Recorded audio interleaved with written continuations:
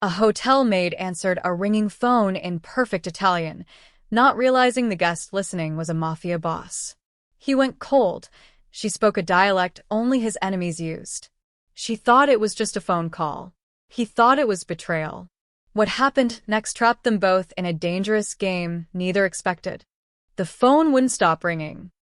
Mia pressed her ear against the door of Suite 1207, her cleaning cart blocking half the hallway. 3 sharp rings, a pause, then 3 more. She'd been taught to never enter when guests were inside, but her supervisor's voice echoed in her head. If they don't answer the door after 5 minutes, go in. We can't have complaints about dirty rooms. She knocked again. Housekeeping. Nothing. With a deep breath, Mia slid her keycard through the slot. The lock clicked green. She pushed the door open slowly, calling out as she entered the massive luxury suite. The phone shrieked again from somewhere inside. Hello? Housekeeping. Mia's voice bounced off marble floors and floor-to-ceiling windows overlooking Chicago's skyline. The suite was empty, or seemed to be. A half-drunk glass of whiskey sat on the coffee table. A men's jacket hung over a chair. Someone was staying here. The phone rang again, louder now. It sat on the desk near the window, vibrating with each ring. Mia hesitated. She shouldn't answer a guest's phone. That was rule number 1. But what if it was an emergency? What if it was the front desk trying to reach the guest? On the 7th ring, she grabbed it. Hello. A man's voice erupted in rapid Italian. Dove diavolo sei? Abbiamo un problema. I rossi sanno del carico. Mia's breath caught. Her grandmother's voice flooded back. Sunday dinners in their cramped Brooklyn apartment, the old woman switching between English and the thick Sicilian dialect she'd brought from the old country. Mia had absorbed it without trying, the way children do. Without thinking, she responded in the same dialect. Mi dispiace, signore. Non è qui. Sono solo la cameriera. I'm sorry, sir. He's not here. I'm just the maid. The man on the other end went silent. Then, who is this? Who are you? Before Mia could answer, she heard movement behind her. She spun around. A man stood in the bedroom doorway, and everything about him screamed danger. He was in his late 30s, wearing an expensive black shirt with the sleeves rolled up, revealing tattoos that snaked up his forearms. His dark hair was perfectly styled, his jaw sharp enough to cut glass.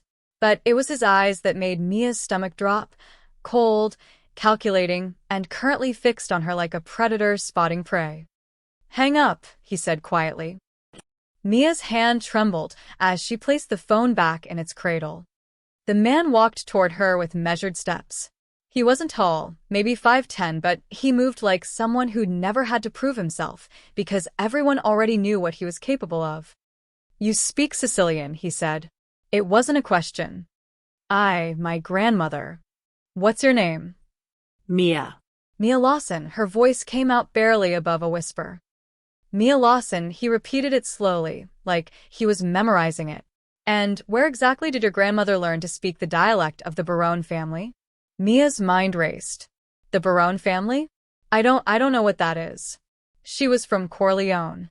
She came here in 1962. The man held up a hand, silencing her. He pulled out his phone and typed something, never taking his eyes off her. Within seconds, his phone buzzed. He glanced at the screen, and something shifted in his expression. Antonio, he called out. The door to the suite swung open, and 2 large men in dark suits entered. They looked at Mia, then at their boss, waiting for orders. Take her to the car. What? No. Mia backed up, bumping into the desk. I didn't do anything wrong. I was just cleaning. You answered my phone. You spoke in a dialect that only 3 families in this city know. And you just happened to be cleaning my room at this exact moment. The man stepped closer. I don't believe in coincidences, Mia Lawson. One of the guards moved toward her. Panic shot through Mia's chest. Please, I swear I don't know what you're talking about. I work here. Check with the hotel. I've been here for 2 years. I just answered the phone because it wouldn't stop ringing. The man studied her face for a long moment. She could see him weighing something, calculating odds in his head like a chess player, looking 3 moves ahead. "What did the man on the phone say to you?" Mia swallowed hard. He said, "Where the hell are you? We have a problem." The Rossi family knows about the shipment. The temperature in the room seemed to drop 10 degrees. "And you understood all of that?" "Yes, but I don't know what it means. I don't know who the Rossi family is." The man pulled out his phone again and made a call. "Clear the floor." Now he hung up and looked at his men. "Take her to the penthouse. Don't let her out of your sight. If she tries to run, don't hurt her, but don't let her leave." "Please," Mia's voice broke. "I have a son. He's only 8 years old. I'm supposed to pick him up from school in 3 hours." For the first time, something flickered across the man's face. Not sympathy exactly, but a flash of something human beneath the ice. "You'll see your son," he said. "But first, you're going to tell me everything about your grandmother, how you learned that dialect, and who sent you to clean my room today." He moved to the door, then paused. "My name is Luca Vitali, and if you're smart, Mia Lawson, you'll start praying that you're telling me the truth." The guards moved toward her, and Mia realized with horror that her life had just been turned upside down, all because she'd answered a ringing phone. The car ride lasted 40 minutes, but it felt like hours. Mia sat squeezed between the 2 guards in the back of a black SUV, her mind spinning with worst-case scenarios. She tried to text her son's school, but one of the guards had taken her phone. "Please," she said for the 10th time. "My son, he'll be waiting for me. He's just a kid." The guard on her left, a man with a scar across his eyebrow, finally spoke. "Boss said you'll see him. Boss keeps his word." "But when?" "I need to call the school. Tell them someone else is picking him up." "Already handled." Luca's voice came from the front passenger seat. He didn't turn around. "I had someone call the school. Said you had a family emergency. Your neighbor, Mrs. Chun, is picking him up." Mia's blood ran cold. "How do you know about Mrs. Chun?" Now Luca did turn around, and his eyes held a warning. "I know everything about you now, Mia. Your apartment on West Division Street. Your son Tyler's school. Your shifts at the hotel.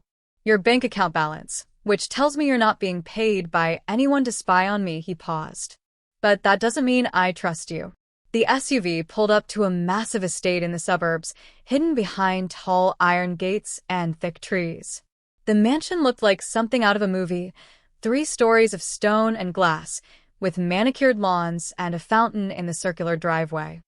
"Welcome to your new workplace," Luca said as the car stopped. Mia was escorted through the front doors into a grand foyer with marble floors and a crystal chandelier. Several men in suits stood around, and all of them stopped to stare at her. Their expressions ranged from suspicious to openly hostile. An older man with silver hair and cold blue eyes approached Luca. "This is her? This is her. You brought a stranger into your home? Luca, this is insane. She could be." "I know what she could be, Marco." Luca's voice was sharp. "Which is why she's staying here, where I can watch her." Marco looked at Mia like she was a bomb about to explode. "And if she's working for the Branas? If she reports everything she sees here back to them? Then we'll know soon enough." Luca turned to Mia. "You're going to work for me now. Cooking, cleaning, whatever I need. You'll live here, in the staff quarters. You'll see your son on weekends, supervised. Try to contact anyone outside this house, and things get complicated. Understand?" Mia's throat tightened. "You can't just kidnap me. I have rights." "You answered a phone call that contained classified information about my business," Luca interrupted. "You understood a dialect that connects you to my enemies. From where I'm standing, you're either a spy or a massive security risk. Either way, you're staying until I figure out which one inch." A woman in her 50s with kind eyes stepped forward. "I'm Rosa. I run the household staff. Come on, I'll show you your room." Mia followed Rosa through a maze of hallways, aware that every person they passed watched her with suspicion. 2 maids whispered each other in Spanish, and she caught the word espía, spy. Her room was small but clean, with a single bed, a dresser, and a window that looked out onto the gardens. Rosa gestured to a uniform laid out on the bed, black pants, and a white button-up shirt. Change into this. Mr. Vitali wants you to start immediately. Rosa's voice softened. Listen, I don't know what you did or didn't do, but my advice? Keep your head down. Don't talk to the other staff. Don't ask questions. Just your job and stay out of the way. I didn't do anything, Mia whispered. I swear. Rosa's expression was unreadable. That's what they all say, honey. 20 minutes later, Mia found herself in Luca's study, dusting shelves while he sat at his desk, working on his laptop. He hadn't said a word to her since she entered, but she could feel his eyes on her every few minutes, watching her movements. The door opened and Marco entered. The Baranas are asking for a meeting. They say it's urgent. Tell them I'll consider it. Luca, if she's one of theirs. She's not. Luca's voice was firm. I had her background checked. She's nobody. Minimum wage worker, single mother, no connections to any families. Her grandmother died 6 years ago. Then why does she speak? That's what I'm figuring out. Luca finally looked directly at Mia. Come here. Mia's hands shook as she approached his desk. Luca pulled out a piece of paper and slid it toward her. It was covered in Italian phrases. Translate these. Out loud. Mia read through them slowly, translating each one. They were simple phrases, directions, greetings, requests. When she finished, Luca exchanged a look with Marco. She's fluent, Marco said quietly. Natural accent. Not learned from a book. I know. Luca leaned back in his chair. Which means either she's telling the truth about her grandmother, or someone trained her very, very well. He looked at Mia. I'm going to test you every day. Different phrases, different situations. If you're a plant, you'll slip eventually. They always do. And if I don't slip? Mia asked, her voice trembling. How long do I have to stay here? Luca's expression was unreadable. Until I'm certain you're not a threat to my family. Marco snorted. That could be never. As Mia was led back to her room that night, she passed a large portrait on the wall, a beautiful woman with dark hair and a sad smile. Below it, a small plaque read, Maria Vitali, beloved wife and mother. That's the boss's wife, one of the guards muttered. Died 3 years ago. He hasn't been the same since. Mia stared at the portrait, and for the first time, she saw Luca Vitali not as a monster, but as a man haunted by loss and determined never to be vulnerable again. Mia had been at the Vitali mansion for 3 days when she first saw Isabella Moretti. The woman swept into the dining room like she owned it, wearing a designer dress that probably cost more than Mia made in 6 months. She was stunning, tall, with long dark hair, sharp cheekbones, and the kind of confidence that came from never being told no. Luca, darling, Isabella purred, sliding into the chair next to him at breakfast. She barely glanced at Mia, who was refilling water glasses. I heard the most interesting rumor. Something about a new maid. Luca didn't look up from his newspaper. Isabella, I didn't know you were coming by. Well, I had to see for myself. Isabella's eyes finally landed on Mia, and they were cold as ice. This is her? The one everyone's talking about. Everyone should mind their own business, Luca said flatly. Isabella laughed, but there was no warmth in it. Oh, Luca. You bring a strange woman into your home, into your son's home, and expect people not to talk. She turned to Mia. What's your name, sweetie? Mia, ma'am.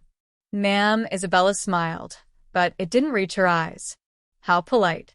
Tell me, Mia, how does a simple hotel maid end up living in one of Chicago's most powerful homes? Isabella, Luca's voice carried a warning. I'm just curious, darling. After all, we should know who's around Matteo, shouldn't we? Isabella reached for her coffee cup, and Mia noticed the massive diamond ring on her finger and the possessive way she touched Luca's arm. Rosa appeared in the doorway. Mia, you're needed upstairs. Mia escaped gratefully, but she could feel Isabella's eyes burning into her back. That afternoon, Mia was folding laundry in the staff room when 2 guards burst in, Marco right behind them. Empty your pockets, Marco demanded. Mia's heart jumped. What? Why? Just do it.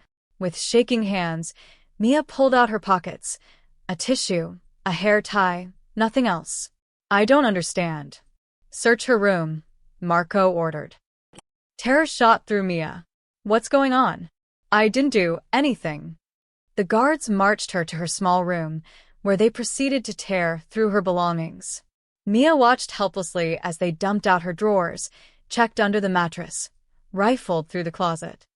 One of them reached into the dresser's bottom drawer, the one Mia barely used, and pulled out a velvet jewelry box. Mia's blood turned to ice. That's not mine. The guard opened it, revealing an expensive diamond bracelet nestled inside. Not yours. Marco's voice was deadly quiet. Then how did it get in your drawer? I don't know. I've never seen that before. Mia's voice rose in panic. Someone put it there. I swear, I didn't steal anything. That bracelet belongs to Mrs. Vitali, Marco said. Luca's late wife. It's been missing from the master bedroom for 2 days. The room started spinning. Mia grabbed the dresser to steady herself. No. No, I would never. I didn't even know it existed. I've never been in the master bedroom. Convenient story. Marco grabbed her arm. Let's see what the boss has to say about this. They dragged her downstairs to Luca's office, where he was on the phone. He took one look at Mia's tear-stained face and the jewelry box in Marco's hand, and ended his call immediately. Explain. Marco placed the box on the desk. Found this in her room. It's Maria's diamond bracelet. The one that went missing 3 days ago, right around the time she arrived. Luca's eyes locked onto Mia, and she saw something dangerous flash across his face. He opened the box slowly, staring at the bracelet like it was a ghost. I didn't take it, Mia said, her voice breaking. Mr. Vitali, I swear on my son's life, I have never been in your bedroom. I've never even been on the 3rd floor. Someone is setting me up. Who would set you up? Marco demanded. You've been here 3 days. Who even knows you exist? I don't know, but I'm telling the truth. Tears streamed down Mia's face. Please. I'm not a thief. I would never steal from anyone, especially not from someone's dead wife. Luca stood slowly and walked around the desk until he was inches from Mia. He studied her face with such intensity that she wanted to look away, but she forced herself to meet his gaze. You're terrified, he said quietly. Of course I'm terrified. You think I stole from you. But not guilty, Luca tilted his head. I've seen guilty people, Mia. I've interrogated dozens of them. They look different than you do right now, he turned to Marco. Who found the bracelet? Isabella called me. Said she had a feeling something was off, so she asked me to search the staff rooms. Something flickered in Luca's eyes. Isabella suggested the search. She was trying to help. Get out, Marco. Luca, she had the bracelet. I said get out. Marco left, muttering under his breath. Luca walked back to his desk and picked up the jewelry box, examining it closely. Then he opened a drawer and pulled out a small photo, Maria wearing the same bracelet. My wife loved this piece, he said softly. She wore it on our wedding day. He looked at Mia. If I find out you took this, you'll wish I'd just called the police. I didn't take it, Mia whispered. Lucas stared at her for a long moment. Then, inexplicably, he placed the bracelet back in the box and locked it in his desk drawer. Go back to work. Mia blinked. That's it. That's it. For now. You believe me? I didn't say that. Luca's expression was unreadable. But something about this doesn't add up. And I don't like being played. He leaned against his desk. Someone wanted me to find this. The question is why. As Mia left the office on shaking legs, she passed Isabella in the hallway. The woman's face was a mask of fury. You're still here, Isabella said coldly. Yes, ma'am. Isabella stepped closer, her voice dropping to a whisper. Enjoy it while it lasts, Maid. Luca's just toying with you. He'll figure out what you are eventually. And when he does, I'll make sure you disappear. Mia hurried away, but she could feel Isabella's hatred following her like a shadow. Inside his office, Luca stood at the window, watching Mia cross the garden below. Marco was right, this made no sense. But Luca hadn't survived this long by ignoring his instincts. and his instincts told him that Mia Lawson was innocent, which meant someone in his house was trying very hard to make him think otherwise. The next morning, Mia was dusting the library when she heard a sound that made her freeze, a child crying. She followed the soft sobs to a reading nook by the window, where a small boy sat curled up with his knees to his chest. He had dark hair like his father and was wearing a private school uniform. His face was buried in his arms. Mia's mother instincts kicked in immediately. "Hey, sweetheart. Are you okay?" The boy's head snapped up, revealing red-rimmed brown eyes. He looked about Tyler's age, maybe a little older. He stared at her suspiciously. "Who are you?" "I'm Mia. I work here." She took a cautious step closer. "What's wrong?" "Nothing. Go away." But he didn't sound angry. He sounded heartbroken. Mia thought of Tyler, how he'd cried for weeks after his father left them. She sat down on the floor a few feet away from the boy, not too close, giving him space. "You know, when I'm sad, sometimes it helps to talk about it," she said gently. "But if you don't want to, that's okay too. We can just sit here." The boy wiped his eyes roughly. "I got in trouble at school." "What happened?" "We had to draw pictures of our families for art class," his voice cracked. "I drew me and Dad. The teacher asked where my mom was. Everyone started laughing when I said she was dead." Mia's heart broke. "Oh, honey, those kids are idiots." The boy's eyes widened slightly, probably shocked to hear an adult call other kids idiots. "I'm serious," Mia continued. "Only idiots laugh at something like that. I bet they felt stupid about it later." "They didn't act like it." "Well, then they're double idiots." Mia tilted her head. "What's your name?" "Matteo." "That's a strong name." Italian, right? "It means gift from God." Matteo blinked. "How do you know that?" "My grandmother taught me." She knew all about Italian names. Mia smiled softly. "She used to say that names have power. They tell you who you're supposed to be." "Do you really think that?" "Sometimes. My name means mine or bitter, which is kind of a bummer. But I decided it means strong instead, because I had to be strong for my son." Matteo sat up a little straighter. "You have a son?" Yeah. "His name's Tyler. He's 8-inch. I'm 9, Matteo said, a hint of pride in his voice. "Does your son have a dad?" "Not anymore. He left us when Tyler was a baby." Matteo processed this. "So you're sad too sometimes?" Yeah, buddy. "I am." Mia met his eyes. "But you know what helps? When I remember the good stuff. Like, I bet your mom was pretty amazing, huh?" For the first time, Matteo's expression softened. "She was the best. She made these chocolate chip cookies that were so good. And she always knew when I had a bad day. Even if I didn't say anything, she'd just know." "She sounds wonderful. Do you look like her?" "Dad says I have her smile." Matteo's face fell again. "But I don't smile much anymore."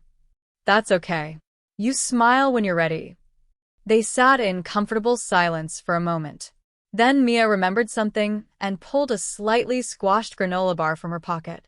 "Want half?" "I'm not supposed to eat on duty, but I get hungry." Matteo actually cracked the tiniest smile. "You're gonna get in trouble." "What are they gonna do, fire me?" Mia broke the bar in half and handed him a piece. "Between you and me, I think I'm already in enough trouble around here." "Because you speak Italian?" So the staff had been talking. "Something like that. Can you teach me some words?" "Like what?" "Bad words." Matteo's eyes gleamed with mischief for just a second. Mia laughed out loud. "Oh, absolutely not. Your dad would kill me." "Come on, just one." "No way, kid. I value my life." But she was grinning, and so was Matteo, a real, genuine smile. "You're weird," Matteo said, but he said it like it was a good thing. "Yeah, I get that a lot." Mia stood up and offered him her hand. "Come on. Let's get you cleaned up before someone sees you've been crying." 9-year-old boys have reputations to protect. Matteo took her hand and let her pull him up. "You're nicer than the other people who work here. They all act scared of my dad." "Well, your dad is pretty scary." "Yeah, but he's not mean." "Not really. He's just Sad. Like me. The simple honesty in those words made Mia's throat tight. Neither of them noticed Luca standing in the library doorway, watching them. He'd come looking for Matteo after Rosa told him the boy had come home from school upset. But he'd stopped when he heard voices, his son's voice, lighter than it had been in months. And then he'd watched Mia make his son smile. Matteo hadn't smiled, not like that, open and genuine, since Maria died 3 years ago. Luca had tried everything. Therapists, new activities, time, patience. Nothing worked. The light had gone out of his son's eyes, and Luca had begun to believe it might never come back. But here was this woman, this stranger, who could be a spy or a plant, making his son laugh over a granola bar and bad Italian words. Marco appeared beside Luca, keeping his voice low. "You see what I see?" "Yeah," Luca said quietly. "She's good. If she's playing us, she's very, very good." "I know. So, what do we do?" Luca watched Mia ruffle Matteo's hair, his son ducking away but smiling. "We watch her closer. If she's using my son to get to me, I'll know. And if she's not..." Luca didn't answer. He couldn't answer. Because if Mia Lawson wasn't playing them, if she was genuinely this kind, this real, then she was more dangerous than any spy could ever be. She was someone his broken family might actually need. And Luca Vitali had learned the hard way that needing someone only led to pain. Frank Morrison had been managing the apartment building on West Division Street for 12 years, and in all that time, he'd made it a point to stay out of other people's business. But standing in the parking garage at midnight with 3 men blocking his car, he realized his policy of neutrality was about to end. Mr. Morrison, the man in the center, said. He was young, maybe 30, with slick-back hair and a suit that probably cost more than Frank's car.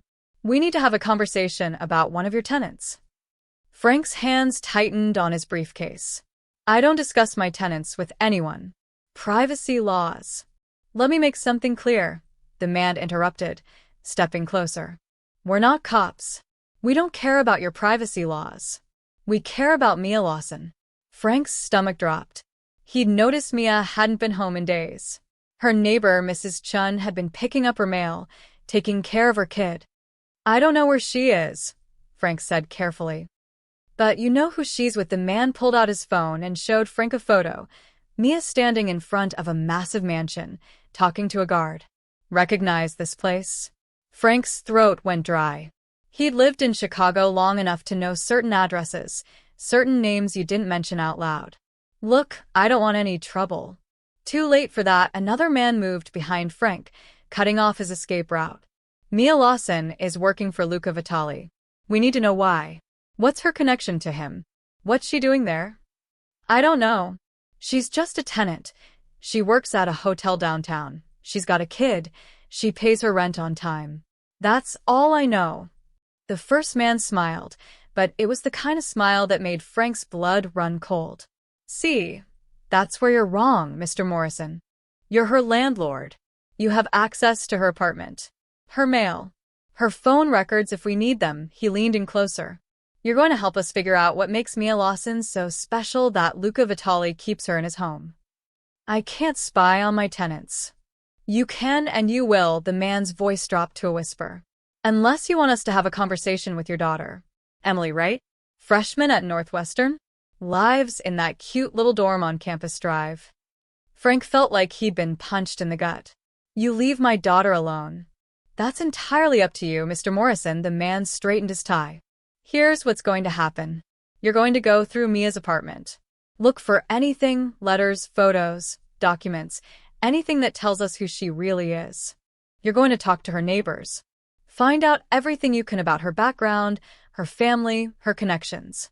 And if I refuse..." The third man, who'd been silent until now, finally spoke. His voice was rough, like gravel. "Then Emily has a very unfortunate accident walking home from class one night. These things happen in college towns." Frank's hands trembled. "Who are you people?" "Let's just say we're business associates of the Barone family.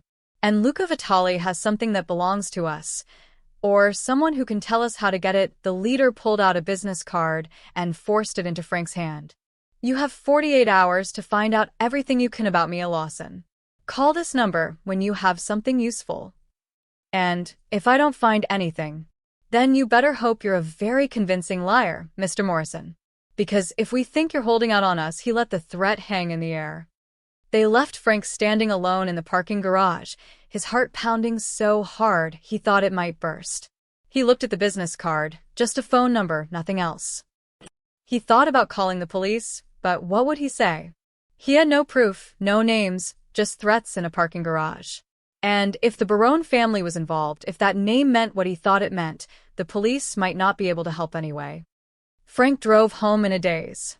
When he got to his apartment, he poured himself a drink with shaking hands and stared at his phone. He pulled up Emily's Instagram. Her latest post showed her smiling with friends at a coffee shop. Caption: late night study session. She looked so happy, so safe. He couldn't let anything happen to her. With a heavy heart, Frank pulled out his master key to the building. At 2 a.m., he crept down to Mia's apartment on the 3rd floor. His hands shook as he unlocked her door. The apartment was small and tidy, exactly as he'd expect from someone like Mia. A couch with a throw blanket. Photos of her and Tyler on the walls, smiling at the beach, at a park, at his birthday party. A bookshelf filled with children's books and a few paperback novels. Frank rifled through her drawers, hating himself with every second. He found bills, all paid on time. School papers from Tyler's backpack. A box of old photos in the closet. Mia as a child with an elderly woman he assumed was her grandmother. Nothing. No secret documents, no mysterious contacts, no evidence of anything except a normal single mother trying to get by. He checked her mail on the kitchen counter. Electric bill. Credit card offer. A postcard from Tyler's school about parent-teacher conferences. Frank sat on her couch, his head in his hands. Mia Lawson was nobody. Just an ordinary woman in an extraordinary situation. But the Baroness didn't care about that. They wanted information, and they wanted it now. His phone buzzed. A text from an unknown number. "Tick-tock, Mr. Morrison. Your daughter just left the library. Walking home alone. Dark out tonight." Frank's blood turned to ice. He looked at the text again, and his hands started shaking so badly he almost dropped the phone. They were watching Emily right now. He had no choice. Frank began taking photos of everything in Mia's apartment. The pictures on the walls, the documents in her drawers, even the titles of books on her shelf. He sent them to the number with a message. "This is everything. She's nobody. Just a regular person." The response came immediately. "Keep digging. There has to be more. Vitaly doesn't keep regular people in his house. Find the connection, or Emily gets hurt." Frank closed his eyes and tried not to cry. He'd just betrayed an innocent woman to save his daughter. And somewhere in that mansion across town, Mia had no idea that her past was being torn apart by strangers, or that she'd just become the target of a war she didn't even know she was fighting. Luca stood in his study at midnight, a glass of whiskey in his hand, staring at a folder on his desk. Inside were surveillance photos of Mia, at the hotel where she used to work, picking up her son from school, grocery shopping. Every mundane detail of her life for the past 2 years, compiled by his investigators. Nothing suspicious. Nothing at all. That was the problem. "You're obsessing." Marco entered without knocking, closing the door behind him. "It's been a week, Luca. Either she's a threat or she isn't. Make a decision." "It's not that simple." "It's exactly that simple." Marco sat down across from him. "Look at the facts. She appears out of nowhere, speaking a dialect that only our enemies know. She survives a theft accusation, which I still think she was involved in. Isabella planted that bracelet." Marco's jaw tightened. "You don't know that." "I know Isabella. And I know desperation when I see it." Luca took a drink. Mia was genuinely terrified. Isabella was furious when I didn't punish her. "So, you're defending her now?" "I'm being objective." Luca set down his glass. "Every instinct I have says Mia Lawson is exactly who she claims to be. A hotel maid who answered the wrong phone at the wrong time. Then why is she still here?" Because I need to be sure. Marco leaned forward. Listen to yourself. You need to be sure, Luca. You're one of the most decisive men I know. You've made life or death calls in seconds. But this woman, this nobody from nowhere, has you second-guessing everything. He paused. She's too convenient. Your son trusts her. The Baroness are asking questions about her. Hell, even Isabella sees her as competition. Don't you understand? She's bait. Bait for what? For you. Marco's voice was hard. Think about it. A woman shows up who speaks the language, gets into your house, wins over your son. Meanwhile, your enemies circle closer. They know you're distracted. They know you've brought someone new into your inner circle. What better way to get to you than through someone you're starting to trust? Luca's eyes darkened. I don't trust her. You're starting to. I see it. The way you watch her with Matteo. The way you defended her against Isabella. You're letting your guard down, and that's exactly what they want. Before Luca could respond, there was a knock at the door. Rosa poked her head in, looking worried. Mr. Vitali, I'm sorry, but Matteo won't go to bed. He's asking for you. Luca sighed and stood. I'll be right there. He found Matteo in his bedroom, sitting on the edge of his bed in his pajamas, arms crossed defiantly. I'm not tired. It's after midnight, Matteo. You have school tomorrow. I don't care. Matteo's chin jutted out stubbornly. I heard you and Uncle Marco talking about Mia. Luca's entire body tensed. You were eavesdropping. You were being loud. Matteo's eyes filled with tears. Are you going to make her leave? That's not your concern. She's my friend. Matteo's voice cracked. She's the only person here who doesn't treat me like I'm made of glass. Everyone else walks on eggshells, like if they say the wrong thing I'll break. But Mia just talks to me like I'm normal. Luca sat down on the bed beside his son. Matteo, you have to understand. Mia might not be who she says she is. Yes, she is. She's nice and funny, and she tells me about her son, and she doesn't lie to me. Tears streamed down Matteo's face. Everyone always lies. They say everything's going to be okay, but it's not. They say mom's in a better place, but she's not. She's just gone. But Mia doesn't do that. She tells me the truth. She says it's okay to be sad. The words hit Luca like a physical blow. He pulled his son into his arms, feeling the boy shake with sobs. I know, buddy. I know. Please don't make her go away, Matteo whispered against his father's shoulder. She makes me feel better. Don't you feel better too? Luca didn't answer. He couldn't, because the terrifying truth was yes. He did feel something shift in the house since Mia arrived. Like a window had been opened in a room that had been sealed shut for 3 years. And that scared him more than any threat from the Baroness ever could. After Matteo finally fell asleep, Luca returned to his study. Marco was still there, waiting. Your son is attached to her, Marco said quietly. Which proves my point. She's a perfect infiltration. Come in through the child, get to the father. It's textbook. She didn't come in. I brought her in. Luca rubbed his face. And if she is what you think she is, keeping her close is the smartest move. Better to watch her here than have her running free. And if she's not? If she really is just some innocent woman you're holding prisoner? Then she's safer here than out there. If the Baroness thinks she matters to me, they'll use her. Luca met Marco's eyes. Either way, she stays. For now.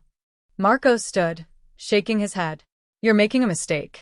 This woman is going to destroy you, either because she's a spy or because you're going to care about her. And caring about people is what gets men like us killed. After Marco left, Luca walked to the window, overlooking the gardens. He could see a light on in the staff quarters, Mia's room. Was she awake too? Worrying about her son? Planning her next move if she was really a plant? Or was she just a terrified woman trapped in a nightmare she couldn't escape? Luca's phone buzzed. A text from one of his contacts. The Baroness are asking around about a woman named Mia Lawson. Thought you should know. Luca stared at the message, his jaw clenching. Marco was right about one thing. Enemies were circling. Whether Mia was bait or victim didn't matter anymore. She was in the middle of a war. And Luca had no idea which side she was really on. Isabella Moretti had never been good at losing. And watching Luca defend that maid, watching his son smile at her, watching the staff whisper about her, it was intolerable. She started small. A comment here, a question there. Have you noticed how she's always nearby when Luca has important calls? Isabella murmured to one of the guards in the kitchen. Almost like she's listening. I saw her texting someone late at night, she told Rosa over coffee, her voice dripping with concern. I'm sure it's innocent, but doesn't Luca have her phone? She asked me about the security system. She lied smoothly to Marco. Wanted to know where all the cameras were. Said she was just curious, but the seeds of doubt spread like poison through the household.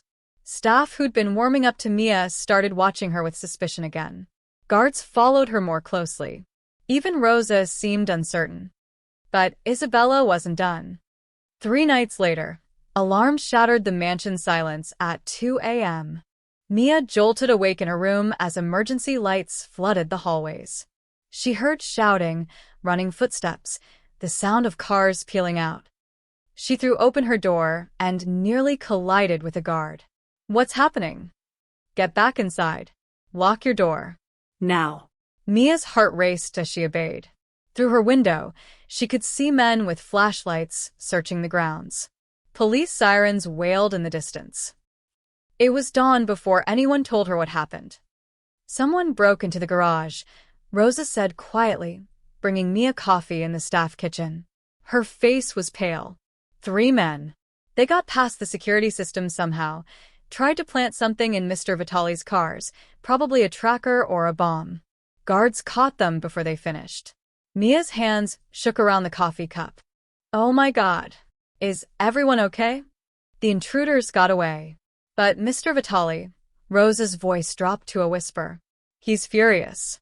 Someone had to have given them the security codes. Someone inside. The implication hung heavy in the air. An hour later, Mia was summoned to Luca's study. The room was packed with his men, Marco, guards, advisors. All of them stared at her with open hostility. And there, sitting on the leather couch like she belonged there, was Isabella.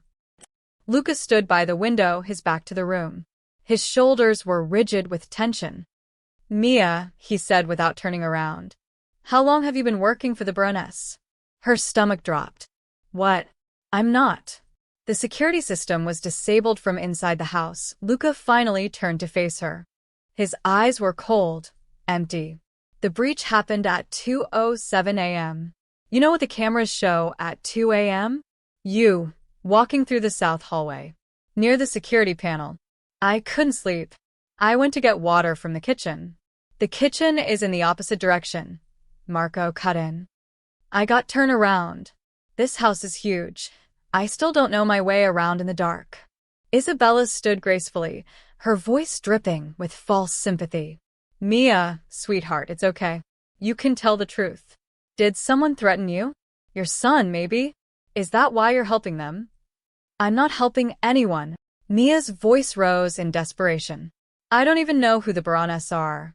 I've told you that from the beginning. Then explain this. Marco threw a phone on the desk, a cheap burner phone. We found it hidden in the air vent in your room. It has exactly 3 calls on it. All to known Baron associates. Mia's blood turned to ice. That's not my phone. I've never seen that before in my life. Just like you'd never seen the bracelet? Isabella's voice was soft, deadly. Mia, everyone here wants to believe you. We really do. But you have to admit, the evidence is damning. Luca walked toward Mia slowly. When he spoke, his voice was barely above a whisper. My son could have been in that garage. Matteo parks his bike there. If those men had succeeded, his jaw clenched. Tell me the truth, Mia. Right now. Did you help them get in? Tears streamed down Mia's face. No. I swear to you, I swear on Tyler's life, I would never hurt Matteo. I would never hurt anyone. Someone is setting me up. Who? Why? I don't know. Mia's voice broke. But please, you have to believe me. Enough, Luca turned away.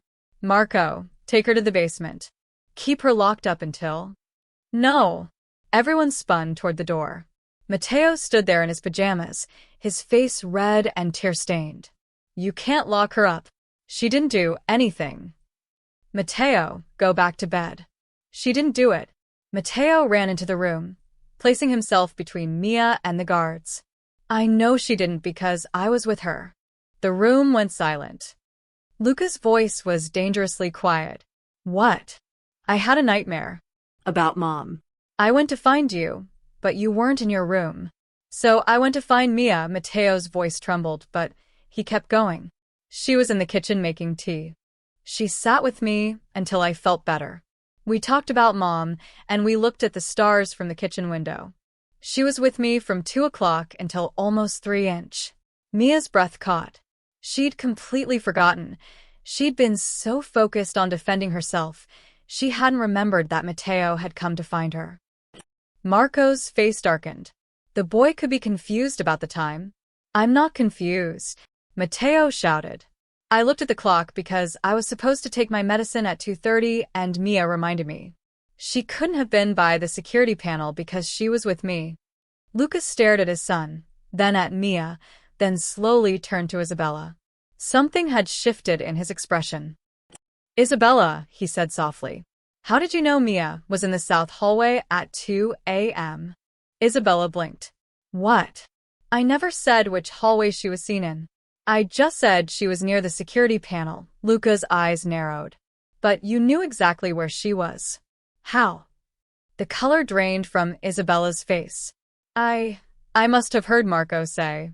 I didn't specify either, Marco said slowly, realization dawning on his face.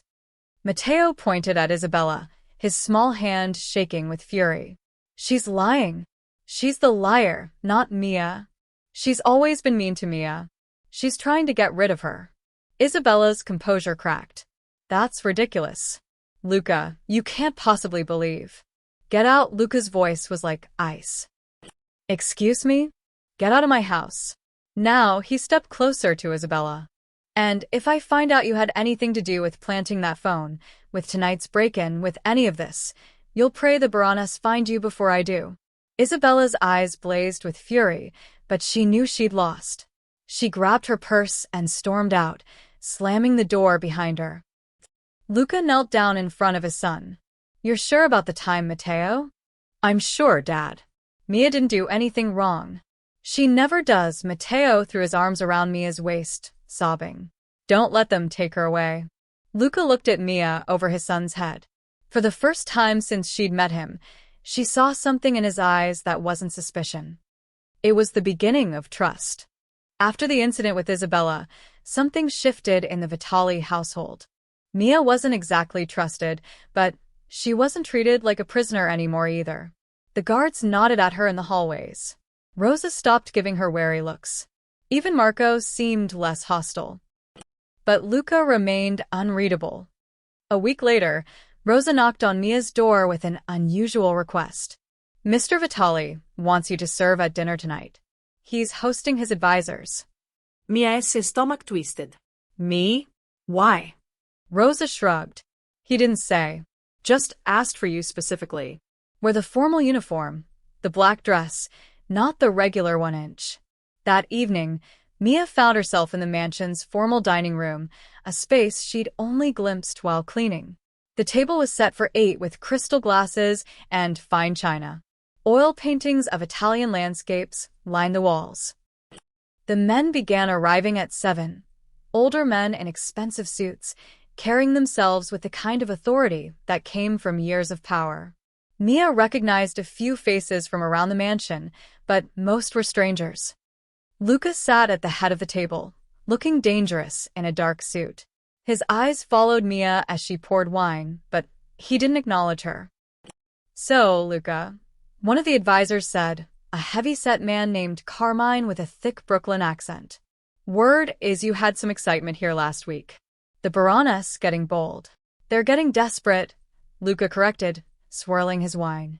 Desperation makes people stupid. Still, a breach in your security. Another advisor, thin and sharp-featured, shook his head.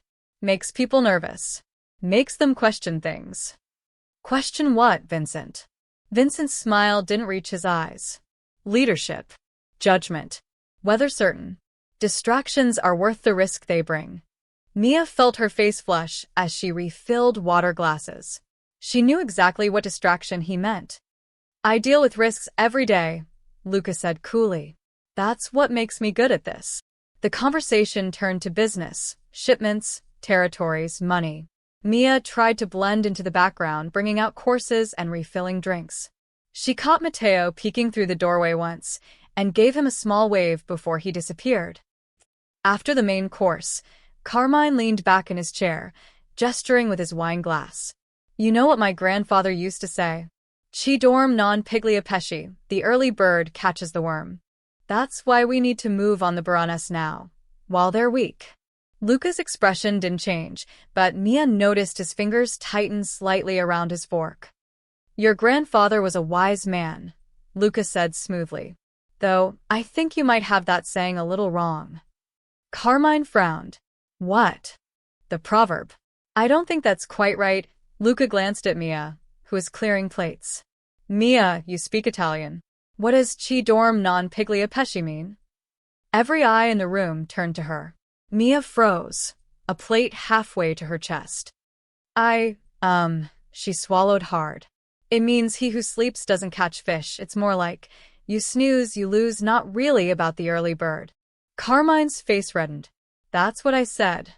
No, you said it means the early bird catches the worm, Mia said before she could stop herself. That's a different saying. Chi dorm non piglia pesci is about staying alert and active. It's not about timing, it's about constant effort. The silence in the room was deafening. Vincent set down his fork slowly. Did a maid just correct Carmine Romano? I wasn't correcting, I was just explaining. Mia's voice faltered. You were correcting. Carmine stood up, his chair scraping against the floor. Luca, are you going to let your help embarrass your advisors? She answered my question, Luca said calmly. I asked what the proverb meant. She told me. She made me look like a fool. You made yourself look like a fool by misquoting it. Luca's voice carried an edge now. Sit down, Carmine. This is exactly what we're talking about. Vincent gestured at Mia. You bring this woman into your home, give her access to everything, and now she's correcting men who've served this family for 30 years? It's disrespectful. What's disrespectful? Luca said, his voice dropping dangerously low, is pretending to know something you don't. Mia speaks better Italian than half the men in this room. That's not her fault. She's a nobody. Carmine spat. A hotel maid who got lucky. Enough, Luca stood. Mia, translate this. La vendetta è un piatto che va servito freddo. Mia's hands shook. Revenge is a dish best served cold. And this. Fidarsi è bene, non fidarsi è meglio. Trust is good, but not trusting is better. Luca fired off 3 more proverbs in rapid Italian, each one more complex than the last.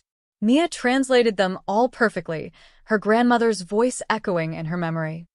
When she finished, Luca turned to his advisors. She's fluent. Native-level fluency, which means either she learned it growing up or someone spent years training her to infiltrate my organization. I've had her background checked by 4 different sources. Her story holds up. Her grandmother was from Corleone, immigrated in '62, raised Mia speaking Sicilian. Or that's what they want you to believe, Vincent argued. If the Baroness had an agent this good, they'd have used her years ago, not waited until she was a struggling single mother working minimum wage. Luca's gaze swept the room. I don't trust easily. You all know that.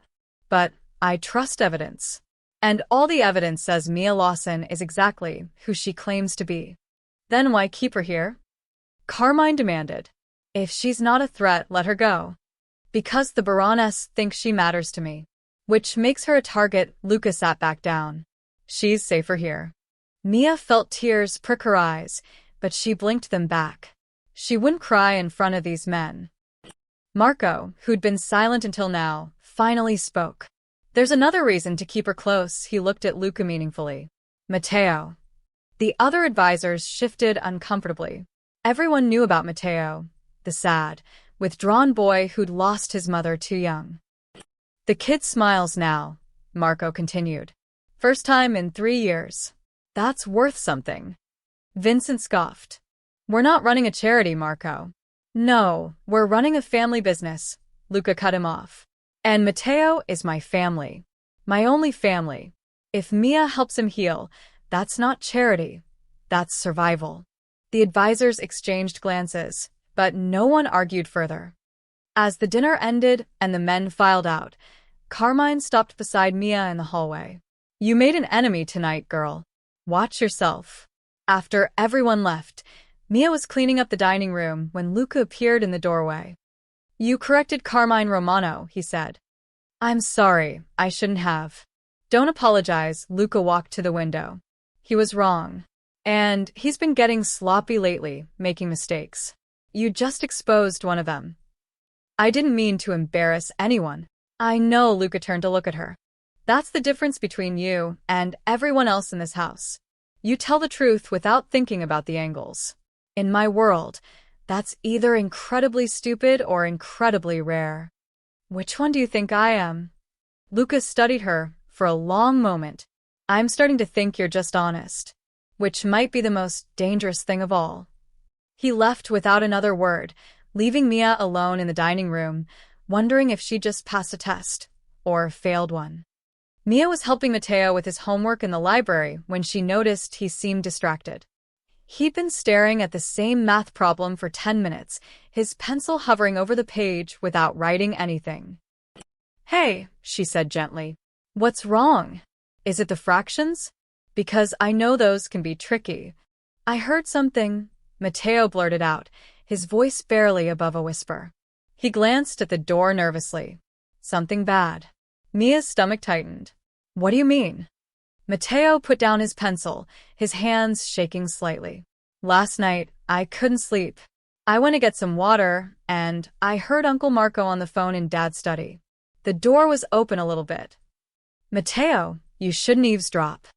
I wasn't trying to, but I heard him say, the boy's eyes filled with tears. He said it was time to take the throne, that Dad was getting weak, that he was making mistakes.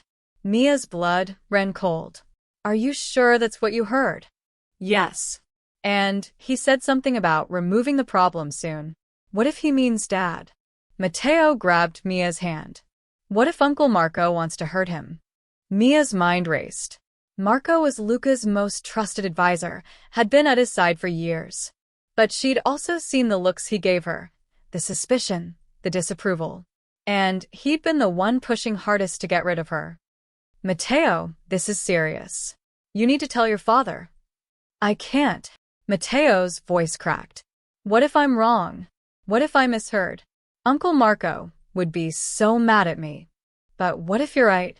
Matteo looked torn, scared. Will you tell him? Please? Dad listens to you now. He won't think I'm making it up if you tell him. Mia hesitated.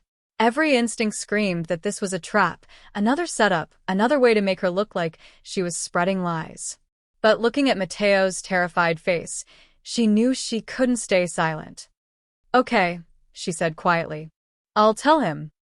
That evening, Mia waited until Luca was alone in his study. She knocked softly, her heart pounding. Come in. Luca was at his desk, reviewing documents. He looked tired, the lines around his eyes deeper than usual. Mia. What is it? I need to talk to you about something. Something Matteo heard. Luca's attention sharpened immediately. Is he okay? He's fine. But he's worried. About you. Mia closed the door behind her and stepped closer. Last night, he overheard Marco on the phone. In here. Matteo was eavesdropping. He couldn't sleep, came to get water. He said he heard Marco say, Mia took a breath.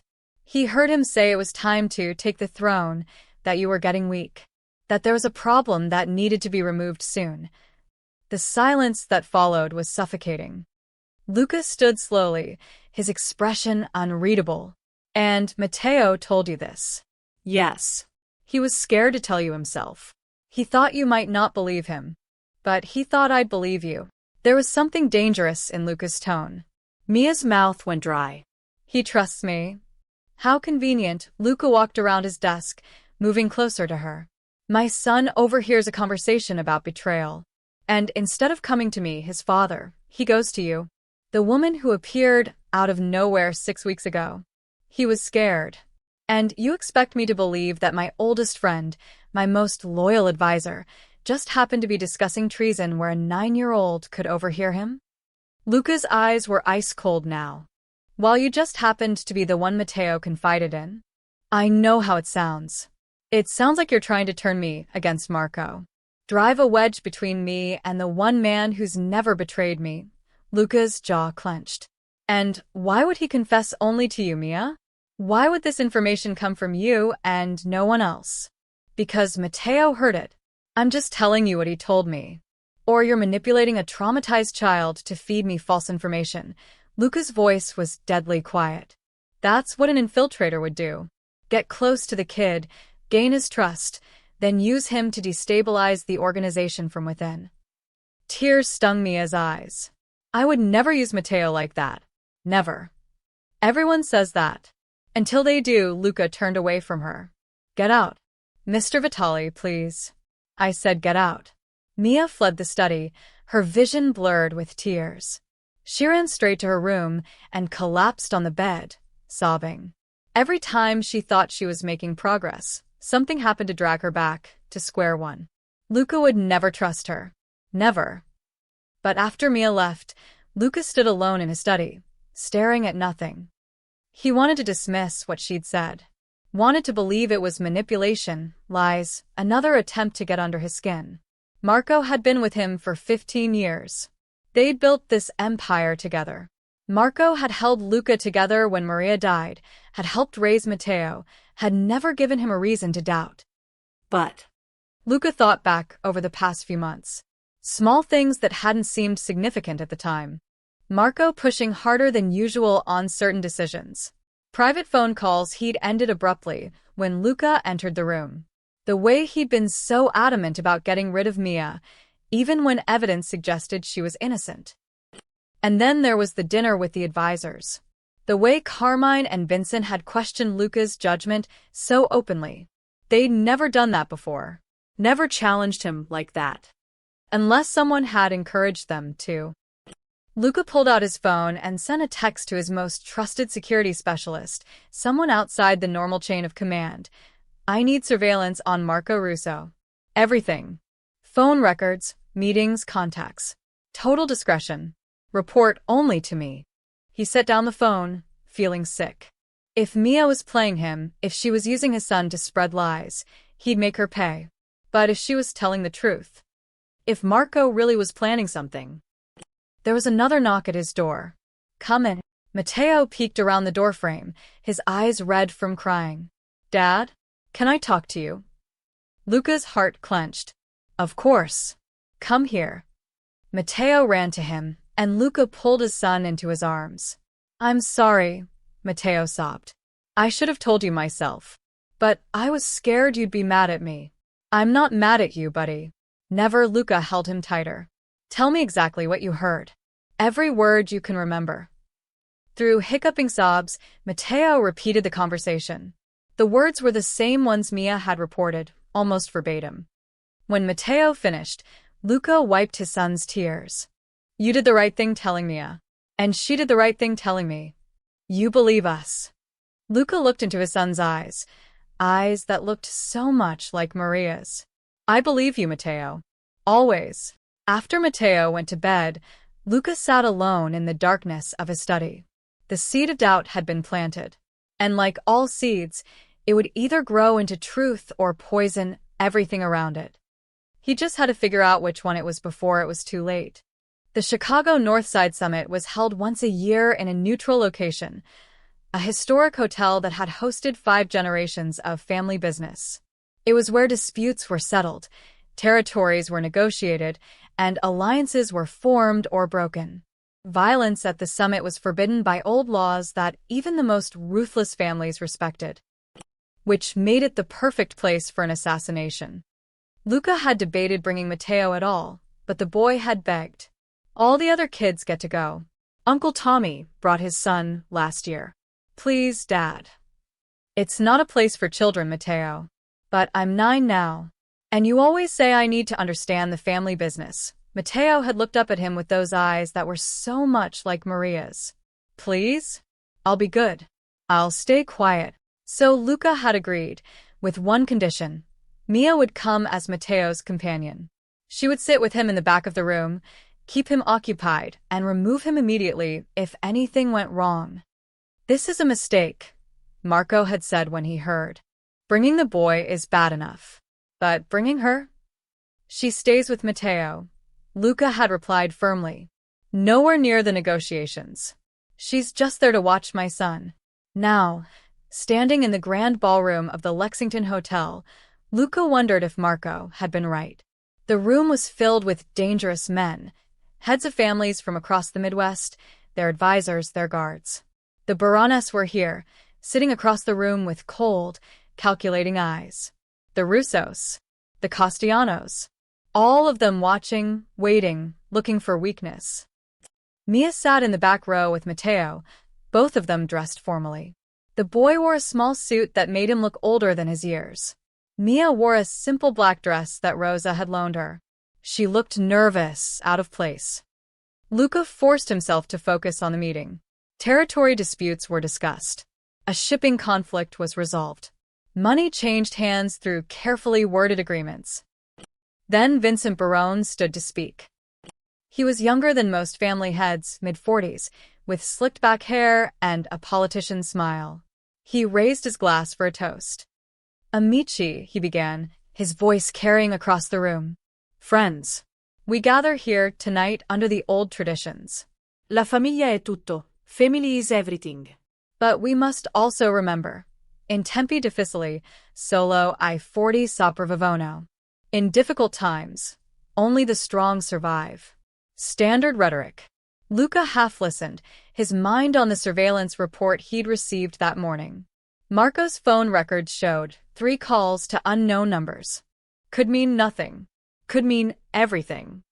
Vincent continued his toast, weaving Italian phrases throughout. Ci va piano va sano e va lontano. Slow and steady wins the race. But tonight, friends, I propose we think differently. La notte porta consiglio.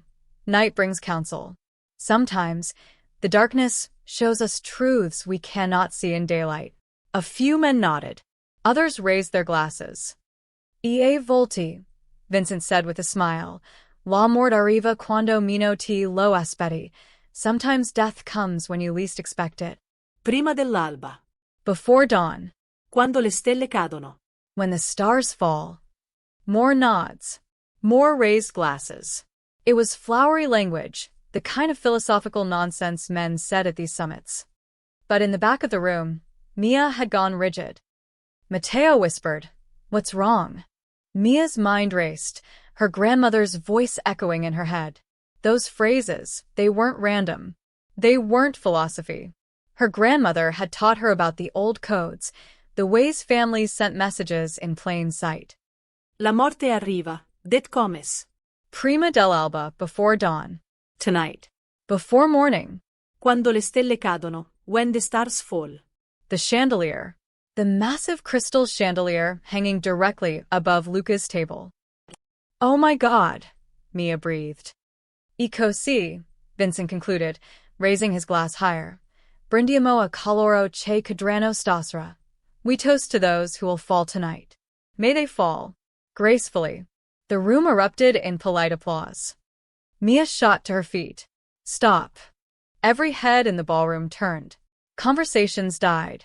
The applause cut off like someone had flipped a switch.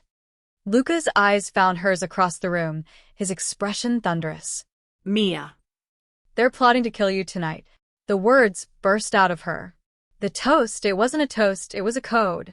He said death comes before dawn when the stars fall. He means the chandelier. They're going to drop the chandelier on you. Silence gripped the room like a vice. Vincent Barone's face remained calm, but something flickered in his eyes. The woman is hysterical. Someone remove her. She speaks Italian, Marco said quietly from beside Luca. His face had gone pale. Native level.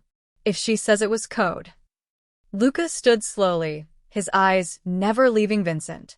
Explain your toast, Barone. It was just words. Poetry. She's paranoid. La morte arriva prima dell'alba quando le stelle cadono. Luca repeated slowly. Death comes before dawn when the stars fall. That's very specific poetry. Security guards moved toward Vincent's table. One of the Barone men reached for his jacket. Don't, Luca's voice cracked like a whip. 20 guards drew weapons simultaneously, all pointed at the Barone table. Everyone stays very, very still. Luca looked up at the chandelier above his head, a massive crystal fixture that must have weighed 300 pounds. He gestured to his men. Check it. 2 guards climbed ladders to examine the mounting. Within seconds, one of them called down. Boss, the bolts have been loosened. There's a remote trigger attached. The room exploded into chaos. Men jumped to their feet. Guards surrounded their bosses.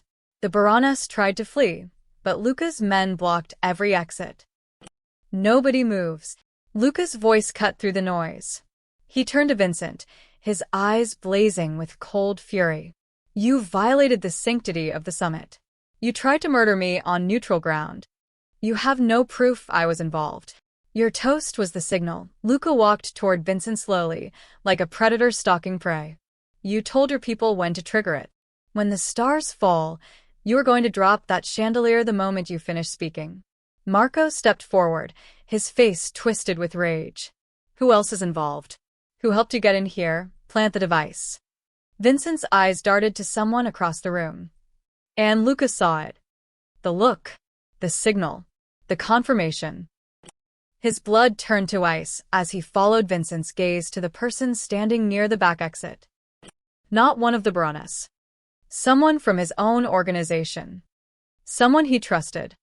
No, Luca breathed. Because standing there, with guilt written across his face and his hand on his concealed weapon, was Marco Russo. His uncle, his right hand, his oldest friend. The man was already planning to run. Matteo's warning had been true all along. Everything happened at once. Marco's hand reached inside his jacket. Luca's guards raised their weapons. Vincent baroned of behind a table, and Mia grabbed Matteo, pulling him down behind a row of chairs. Don't. Luca's voice cut through the chaos. Marco, don't do this.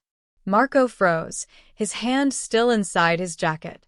His face was a mask of conflict, 15 years of loyalty warring with whatever decision he'd made. I didn't want it to be like this, Luca. Then how did you want it to be?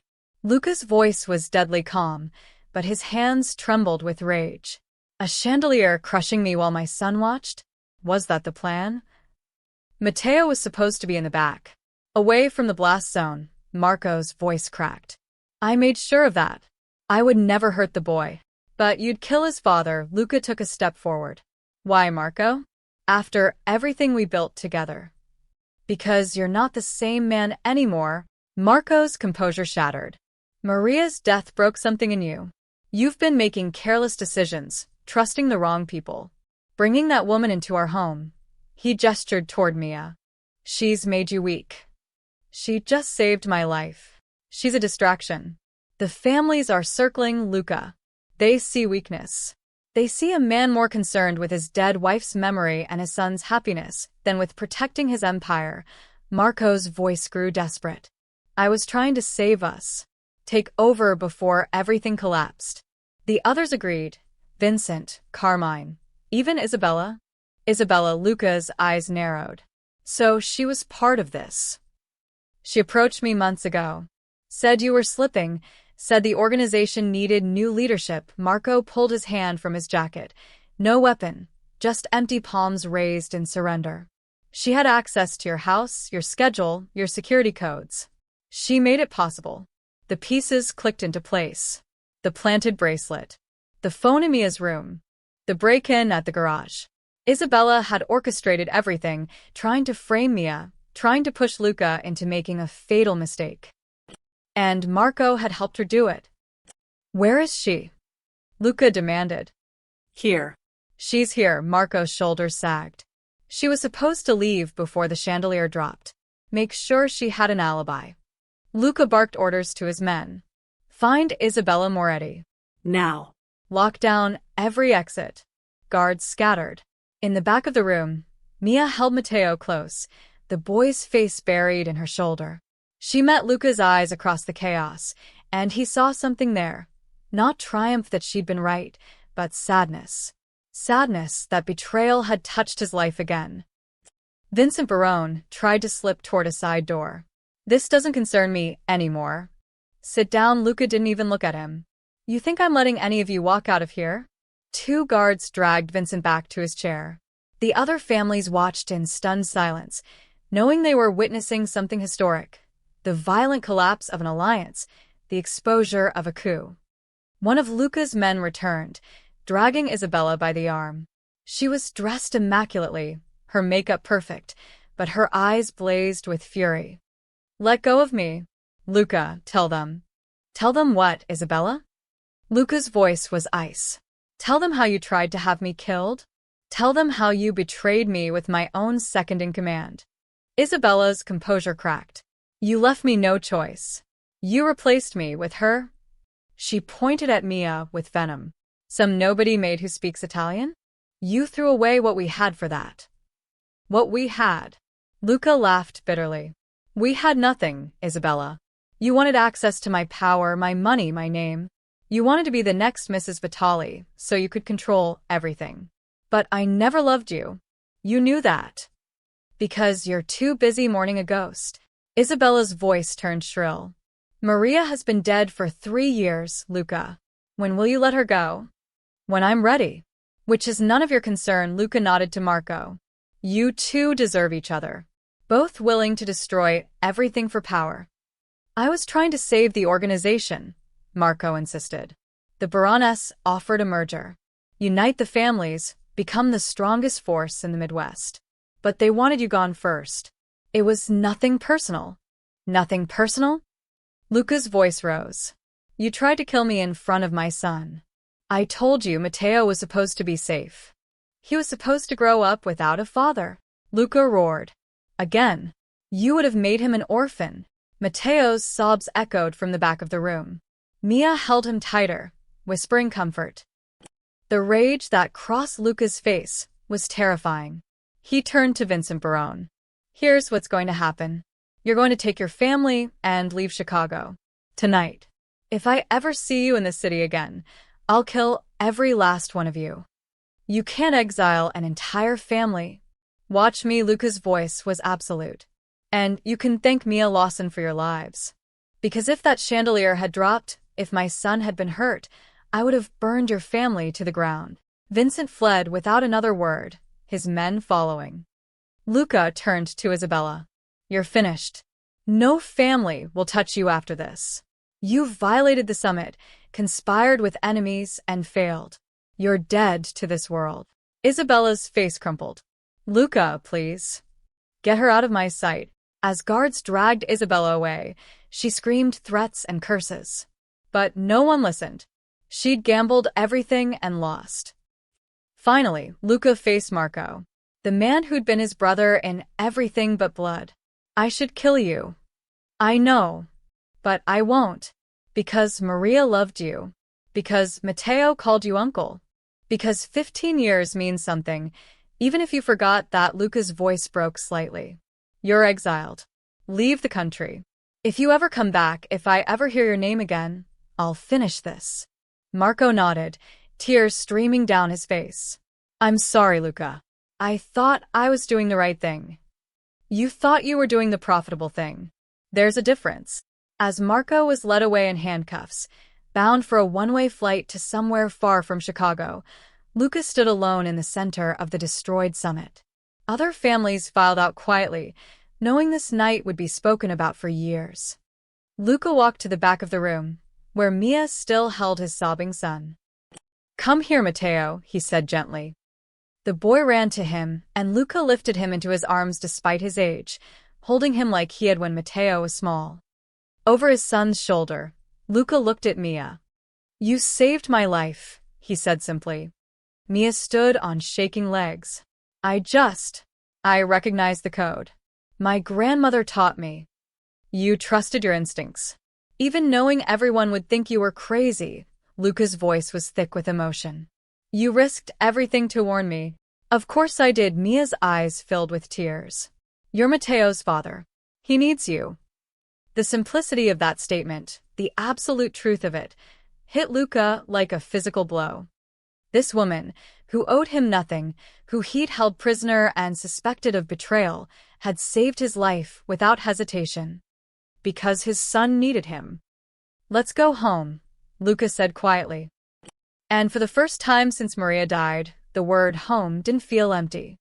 3 days after the summit, Luca called a meeting of his entire organization. Every guard, every advisor, every associate who worked for the Vitali family was summoned to the mansion's Great Hall.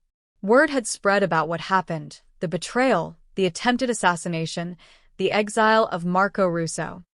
But no one knew what came next. Mia stood in the back of the room with Rosa, trying to be invisible. Matteo sat in the front row, dressed in a suit, looking small and scared among all the dangerous men. Luca entered, and the room fell silent. He looked different, harder somehow, but also lighter, like a weight had been lifted. He stood at the front of the room, his hands clasped behind his back. Most of you know what happened at the summit, he began, his voice carrying through the hall. My most trusted advisor tried to have me killed. My former mistress conspired against me. They believed I was weak, that I'd lost my edge. Murmurs rippled through the crowd. They were wrong, Luca's voice hardened. But they weren't entirely wrong about everything. I have changed since my wife died. I became suspicious of everyone, trusted no one, built walls so high that I couldn't see threats coming from inside my own circle. He paused, his eyes scanning the room. But there was one person who saw what none of you could. One person who recognized a coded threat that would have killed me. One person who risked being called crazy, being thought a liar, being thrown out, just to save my life. Luca turned and gestured toward the back. Mia Lawson, come here. Mia's heart stopped. Every eye in the room turned to her. Rosa gave her a gentle push forward. On trembling legs, Mia walked through the crowd. She could feel their stares, some curious, some hostile, some approving. When she reached the front, Luca extended his hand. She took it, and he pulled her to stand beside him. 6 weeks ago, this woman answered a phone in a hotel room, Luca said. She spoke in a dialect that made me suspicious. I brought her here. I interrogated her. I watched her. I tested her. His grip on her hand tightened. I accused her of being a spy, of being a thief, of working for my enemies. The room was silent. She was none of those things. She was a hotel maid who learned Italian from her grandmother. A single mother working 2 jobs to support her son. A woman who got caught in the wrong place at the wrong time. Luca's voice grew stronger. And despite everything I put her through, the suspicion, the accusations, being held against her will, she never stopped telling the truth. She never stopped being kind to my son. And when it mattered most, she saved my life. Mia felt tears building but blinked them back. I've been in this business for 20 years, Luca continued. I've met liars, manipulators, people who smile while planning your death. I thought I could spot them all, but I was looking for the wrong things. I was so busy watching for deception that I nearly missed something I haven't seen in 3 years. He turned to look at Mia. Genuine goodness. Carmine, one of the remaining advisors, stood. With all respect, boss, what are you saying? I'm saying this woman saw what none of you could. She understood a code that could have gone over our heads. She warned me even though she knew I might not believe her. Luca faced his organization. The only one I trust completely, in this language and in my life, is her. Shocked silence filled the room. Then, slowly, one guard began to clap. Then another. Within seconds, the entire room erupted in applause. Matteo jumped from his seat and ran to them, throwing his arms around both Mia and his father. Does this mean Mia can stay forever? Luca knelt down to his son's level. Would you like that? Yes. She makes everything better. She makes us feel like a family again. Luca looked up at Mia, and for the first time since she'd met him, his expression was completely open. No walls, no guards, no suspicion. Just a man who'd been alone too long. Finally letting someone in. "I can't replace Maria," Mia said quietly. "I would never try." "I don't want you to replace her," Luca stood, still holding Matteo's hand. "Maria will always be part of our family. But she's gone. And Matteo and I. We've been living like ghosts for 3 years. You reminded us what it's like to be alive. So, she can stay?" Matteo asked hopefully. "She can stay," Luca's voice was firm. "Not as a maid. Not as a prisoner. As family." Mia's tears finally fell. "I don't know what to say." "Say yes," Matteo urged. Mia looked at the boy who'd trusted her from the beginning, then at the man who'd learned to trust her despite everything. She thought about Tyler, who'd love having Matteo as a brother. She thought about how terrified she'd been 6 weeks ago, and how different everything was now. "Yes," she whispered. Luca pulled both of them into his arms, and for the first time in 3 years, his house felt like a home. The organization erupted in applause again. Rosa wiped tears from her eyes. Even the hardest guards looked moved. As the meeting ended, and people filed out, Mia heard them talking. "Did you see the boss smile? First time in years. That woman's got courage, I'll give her that. The kid looks happy. That's what matters." Luca kept his hand on Mia's shoulder as they walked back toward the house, Matteo between them chattering excitedly about Tyler coming to visit that weekend. "You know what this means, right?" Luca said quietly to Mia.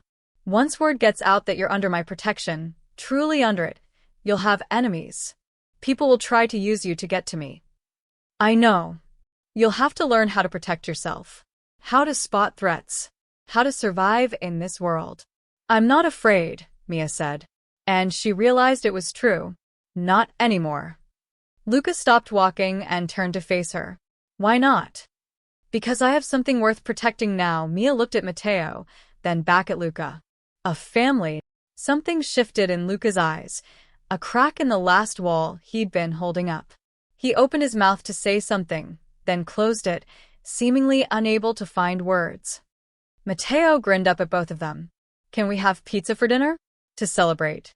"Pizza sounds perfect," Luca said, his voice thick with emotion. As they walked into the mansion together, Mia glanced back at the room full of dangerous men, at the life she'd stumbled into by answering a single phone call. It should have terrified her. Instead, she felt something she hadn't felt in years. She felt like she belonged. And in the great hall behind them, the portrait of Maria Vitali seemed to smile down, as if giving her blessing to the woman who'd brought her family back to life.